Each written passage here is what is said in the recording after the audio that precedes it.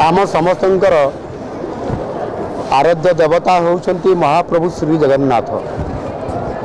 महाप्रभु का दर्शन पाई प्रत्येक ओडिया भितर आवेग थाए, आशा थाए एवं से आशा करिथाय जे जीवन काल भितर केबे ना केबे मो पुरी श्रीक्षेत्र जीवी एवं महाप्रभु जगन्नाथ को दर्शन करी। किंतु विभिन्न कारणरू से दर्शन करिबारे वंचित होता है एवं से तांकर भावना को एवं तांकर मनर कथा को आम सरकार बुझी पारिले एवं सेथिपाई महाप्रभु जगन्नाथ आशीर्वाद रे ही योजनाटीए करले।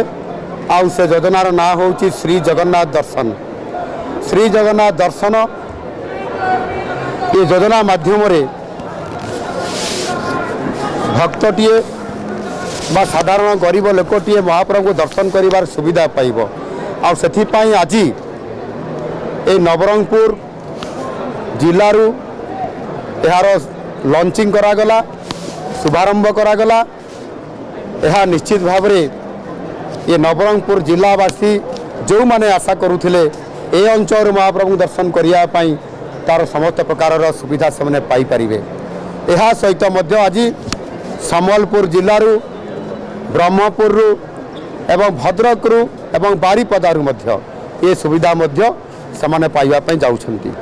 तेणु निश्चित भाव में ये पवित्र दर्शन करिवार सुजोग जो माने पाइबे, जो मानकर बयस 60 रु 75 वर्ष होइथिबो, गरीब श्रेणी लोक होइथिबे, केबे सुजोग पाई नथिबे महाप्रभु को दर्शन करिबा पई।